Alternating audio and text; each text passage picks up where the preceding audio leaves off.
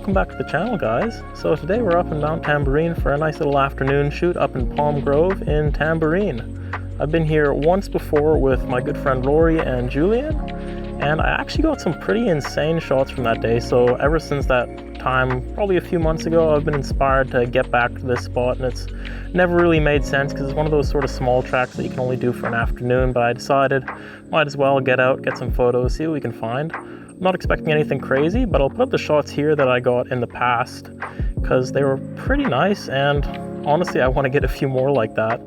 But what in particular I love about this spot is the name itself, Palm Grove. What it implies is all these nice palm trees around this area. They make for a really nice photo when you put them in the infrared light spectrum.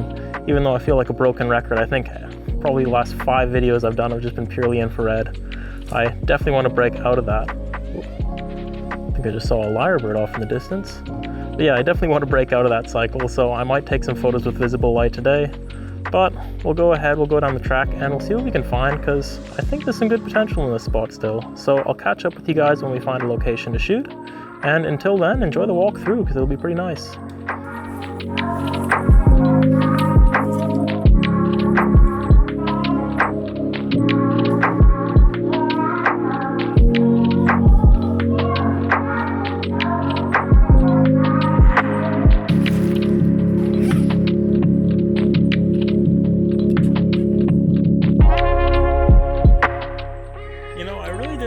When I bought this IR chrome filter and I bought the converted camera, that it would take over my photography to the point that it has right now. Just like right now, thinking on my Instagram feed and how it looks right now, it's all red. My last like 3 shoots I've been out, I've pretty much only used the infrared camera, and I really got to get out of that habit because I feel like I'm relying on it a bit as a crutch. But yet here I am again with the IR chrome camera set up for a shot. So no visible light now. But I'll show you what I've got framed up here. This is really just sort of one of those warm-up shots. I've just seen this tree off in the distance and I thought, might as well snap a shot, get the ball rolling. So I'll spin it around and I'll show you what I'm working with here. So this is the scene that I am working with here, where I just have this nice tree right here. I should really know what this one's called because I've been exploring these rainforests for ages. Something buttress tree, I don't know, it slips my mind. But it's just surrounded by all these lovely palm trees around here. And once you put the IR chrome filter on, all this clutter on the ground really loses its emphasis, and it brings a lot of attention to the redness of, well, greenness here, but redness on the actual camera of the palm tree leaves. So I'll show you what that looks like actually on the back of the camera. So this is what we're working with here in the scene. I'll just darken it down so you can see the sort of richness of the colors here. And what I love about it is just the redness of the palm tree leaves, like I was saying again, and just all this crap and clutter which is on the ground, which normally in visible light would really detract from a scene. It's what makes it difficult to shoot in rainforest quite a lot with cameras. But when you bring it into IR chrome, it just melts away and it just draws all your attention away from it. So I really like this scene. Even the little bits of purple that are showing up in the tree right here, just absolutely beautiful. So I'm going to go ahead and shut up and snap this shot. Probably going to shoot this one 1.6 seconds. I'd say f8, ISO 100, and we'll just go ahead and we will snap the shot, 2-second timer.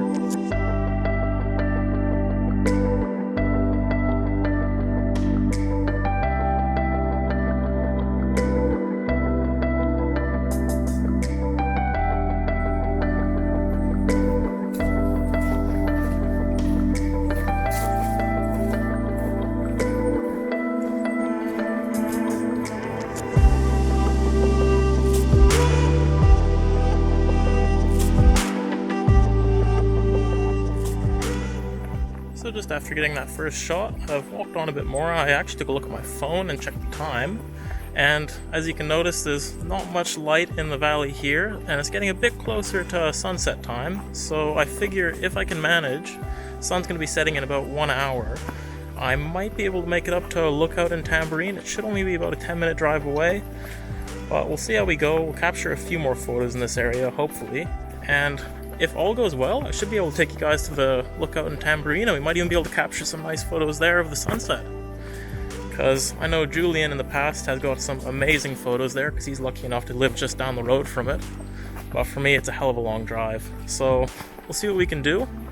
And I'll try and find some more photos here for you. Alrighty, so we've just found another composition for the day. Very simple one, same as the last one. I'm probably going to call this a warm-up shot, but just walking down the path, this was literally right in front of me, and I thought, hey, I'll make a nice infrared photo, as I do with a lot of my images. So yeah, I just framed up the camera. I'm literally standing on the trail right now, just looking straight down it. So what I'm working with is just this nice little tree which has a palm in front of it, and another one just off to the left of it. And what I like about this scene is how you have the light just piercing through the canopy, creating a bit of a shaft of light into this open area, which will be right here in the frame. And on the back of the camera, it looks quite nice and infrared, as pretty much all the stuff I find does. You just have this nice filled in area here with light streaming in, and you have that palm tree obscuring the base of the tree behind it. And this, I'll just say it's a fig tree. I think it's a fig tree. This fig tree has just a nice blueness to its bark, which is partly due to the fact that my white balance is a tiny bit off, but I'll either fix it in post or I'll emphasize it, depending on what works best. But that's pretty much the frame that I'm working with. I'm going to go ahead and snap this one, and let me know what you think. I think the common theme with the photos today is they're not going to really be portfolio-worthy ones. I don't think that I'm going to be getting any of those, but it's just a nice day out. Nice day to take photos. Might as well. So onwards and upwards. We'll see if we can find a few more shots. I'm really not that far into the track, to be honest, so I have quite a bit of a ways to go. If I'd have to guess, I'd say maybe 3 kilometers walk back to the car, but we'll see how we go. So yeah, onwards and upwards.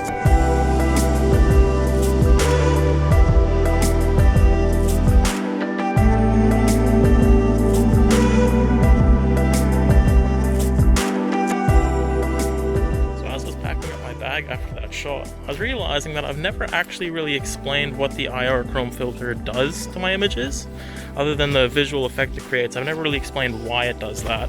The filter essentially lets in a portion of visible light and a portion of infrared light. And the way that that changes it is it interacts with the photosynthesizing cells inside of a plant, which I think is chlorophyll. I haven't done biology in a long time, so I'm not too sure, but I think it's the chlorophyll in the plant cells, and it makes that turn a bright red. So theoretically, any living plants which have that cell operating in them will become either a shade of yellow to red, and that's generally based on the plant's health, where a bright red would be an extremely healthy plant, and a pale yellow would be an unhealthy plant. So in reality, what that does to the image is it makes leaves red.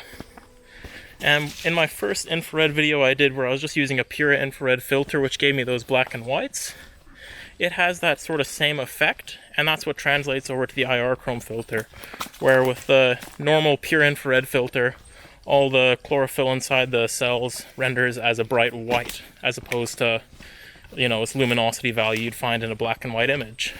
But as I try to maneuver over this tree, I can pretty much say, that's essentially how the IR chrome filter works, is it interacts with the photosynthesizing cells in a plant, and it changes them to be a bright red. And honestly, no one really knows how it does that besides the manufacturer, because these filters are so new.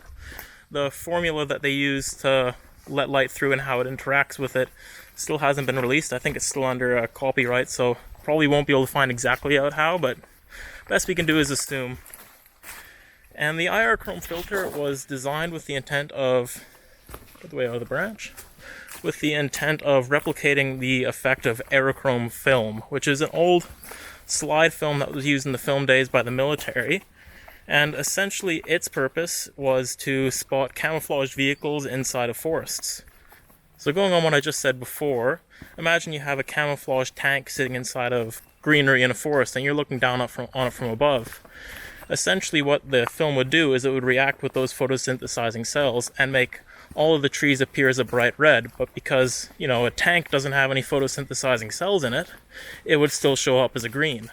So if you were doing aerial imagery over an area, the tanks or any vehicles, buildings inside the forest would not change color at all, and they'd stand out among a huge red background. And now that film has actually been discontinued since quite a long time ago, and if you wanted to buy a roll for yourself to shoot, last time I checked, I think it goes for about $100 a roll, which is ridiculously expensive. So this IR chrome filter is a nice alternative, and it's pretty cool to be able to shoot it in digital format, because I can just capture as many photos as I'd like, and it makes a pretty cool representation of landscapes. But yeah, that's basic history on the IR chrome filter, told by someone who is a little bit out of breath and in the middle of tripping and walking down a path. Yeah, so we'll keep walking and hopefully we'll find a shot.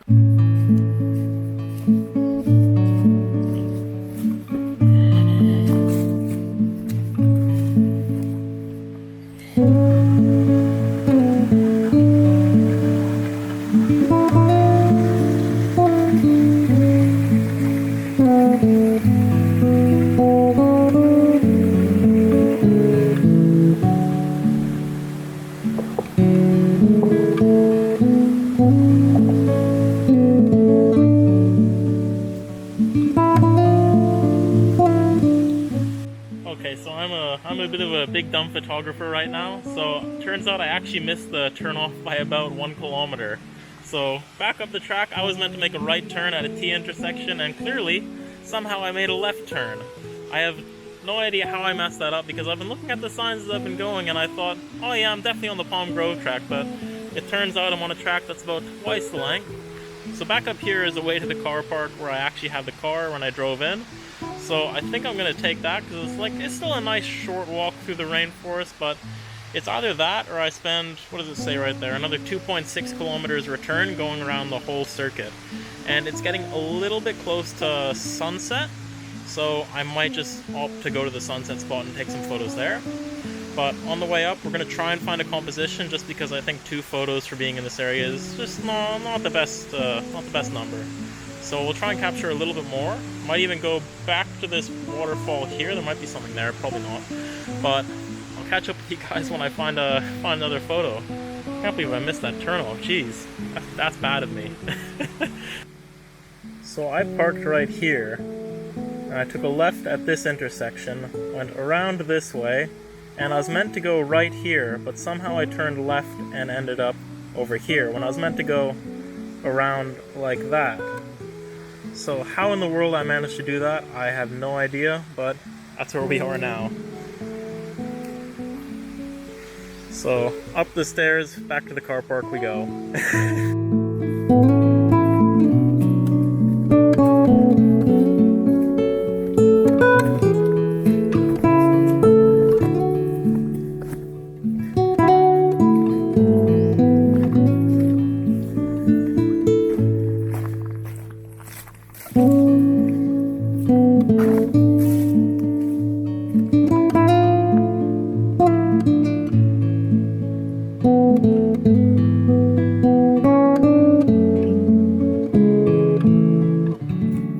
Good, guys. I'm starting to hear the cars up on the road. I think I'm getting close to the car park, and I am looking in every direction right now trying to find some composition that can like just round off this section in the Palm Grove circuit, and I am seeing absolutely nothing that's gonna work, and it's just getting worse and worse as I go up. So hopefully I find something. Hopefully. Really desperate. No, will that tree work? No, it won't. But if we get up to the car park, promise we'll get some sunset photos. Something to make this trip to Tamborine a little bit more worth it. Because 2 photos is pretty shameful. But see when we get to the car or if I find a photo. I did it, guys! I managed to find another composition, and better than that, I managed to find one that I'm going to shoot in visible light. Breaking the cycle, I'm going to be no tripod this time, taking my long lens on the A7R2. And I'm pretty much just going to be shooting off straight in that direction. I'll show you what I'm working with here. It's alright, but I think I can make it work as a nice scene. So I'm probably 100 meters away from the car park right now, but what I've got in frame is just those 4 trees right there, but I'm going to only include the 3 that are on the left. And I'll try and show you what I've got framed up here. I'm going to do this one-handed with the R2, so forgive me if it's a little bit shaky. But this is essentially what I'm going to be framing up here in my shot.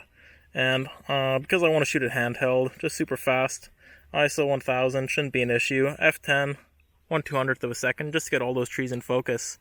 And literally, I'll do it right now. It's not going to be perfect because I'm going to be shaking it with one hand, but just snap the shot there. I might crop it into a 4x5 or a square just to cut out that tree on the right so it works a bit better. Only concern is the sky that might be poking in on the top, but we did it! We found a visible light image. That's good. That's good. Breaking the cycle. Maybe I'll even upload this one on my Instagram. Break the break the constant upload of infrared photos I've done.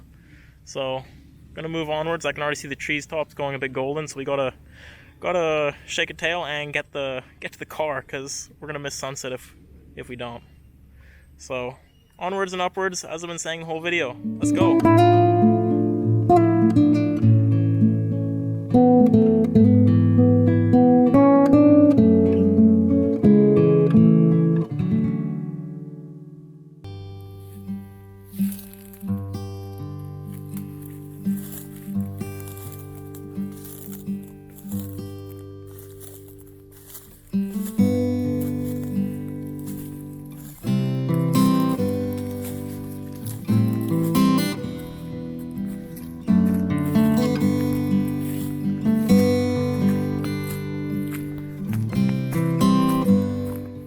So happy I managed to get that shot. So happy I got that.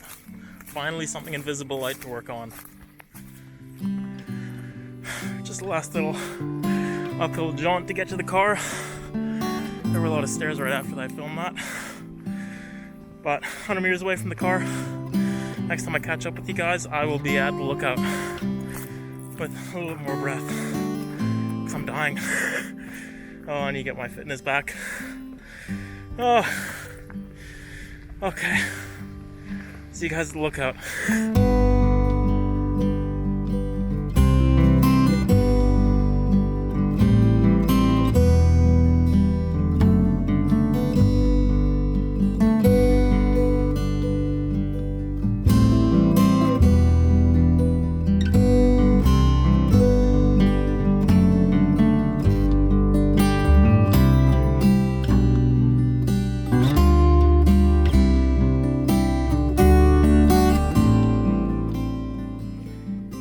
I suppose I really shouldn't be surprised with what just happened. I mean, it's Easter Monday, and I thought, oh yeah, I'll just go out to the most popular spot in Tamborine for photos, picnics, and just generally hanging out at sunset. And yeah, there'll definitely not be many people here. I'll be able to do a vlog. But nah, man, it was crowded as hell. Like, the first spot that I drove past, you probably saw the video of all the cars lined up. I thought, I'm not even gonna bother trying to park here. I'm just gonna drive straight further down the road and go to a spot that I know before. And even this spot, which is a lot less popular, was still packed with cars and people. So I thought, better than look like that crazy person doing a YouTube vlog. I'm not that toxic yet. I will be one day. I'll just record what I do, record the photos I've taken, and voice over it like this.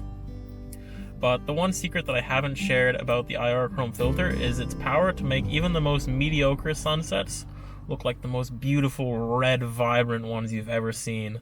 And you'll see that in the B-roll that I'm showing you right now. It's absolutely amazing what you can do with it. Because today's sunset was good, but with the IR chrome filter, it just brought it to that next level of bold red colors. And I just absolutely love that. It's just a shame that I wasn't able to talk you guys through the compositions, but even as I was shooting them, it was very much fast-paced, quickly shooting the images and moving on to the next one, just because sunset does happen very fast, especially with how the conditions were today. There was just that small gap in the cloud between the clouds and the mountains off on the horizon, so there was such a little window of time to get some good images. But yeah, overall today was alright. It was alright. I've definitely had better days out shooting, but it was still nice to get out, nice to get some photos with the camera. And I even got one visible light photo, which is a nice change because I've only been shooting on my infrared recently. But either way, I hope you guys enjoyed the video. A bit of a short one today, although knowing my video times is probably about 25 minutes by now. But a bit of a short one. Hope you guys enjoyed it. And make sure to stay tuned for the next one and leave a like, comment, and subscribe because it really helps the channel and I'd really appreciate it. So thanks so much for watching, guys, and I'll see you in the next one.